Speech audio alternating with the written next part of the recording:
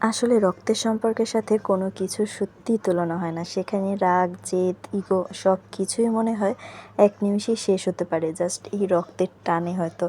তো যাই হোক, নমস্কার, আমি Tanu. So hello everyone, good morning. কেমন আছো সবাই? আশা করছি সবাই অনেক বেশি ভালো আছো। তনুস লাইফস্টাইলে সবাইকে অনেক বেশি স্বাগতম।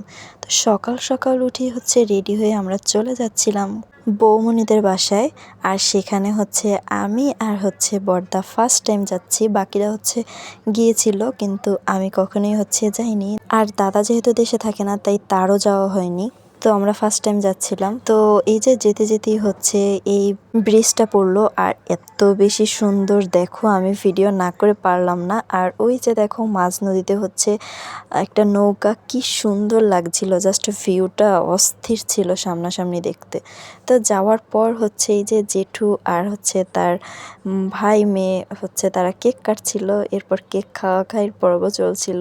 আর মাম্মাম কিন্তু অনেক বেশি পছন্দ করে কেক খেতে, তাই মাম্মামের জন্য একটা কেক নেওয়া হয়েছিল। আর এটা পেয়ে তো সে মহা খুশি, কেক কাটতে চলে এসেছিল। আর এই যে দেখো কেক নিয়ে কীরকম করছিল, মানে ও এত বেশি পছন্দ করে। যাই হোক, এরপর সে তার জেঠুকে খাইয়ে দিচ্ছিল।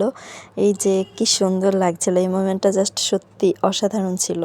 এখন সে নিজেও খাচ্ছিল, মানে কেকটা সে হাতছাড়াই করতে চাচ্ছিল না। আর সে কেকটা খাচ্ছিল না, আসলে সে কেকের ক্রিমটা খাচ্ছিল। তো যাই হোক, এরপর আমরা ছাদে চলে আসলাম, কারণ বৌমনিদের ছাদে অনেক সবজি গাছ, তারপর ফুলের গাছ আছে, যেগুলো আঙ্কেলের হাতে লাগানো। আঙ্কেল খুব যত্ন করে নাকি এগুলো লাগিয়েছে। তো সেগুলো তো একটু পরিদর্শন করতেই হয়। তো চলে আসলাম দেখতে। আর সত্যি দেখছিলাম, সত্যি অনেক বেশি সুন্দর হয়েছিল। আর তারপরে লাঞ্চে কিন্তু অনেক আইটেম রান্না করেছিল আন্টি।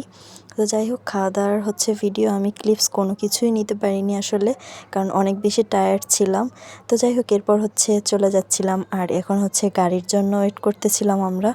তো আজকে ভিডিওটা কেমন লাগলো জানিও তোমরা। সবাই ভালো থেকো, সুস্থ থেকো, টাটা।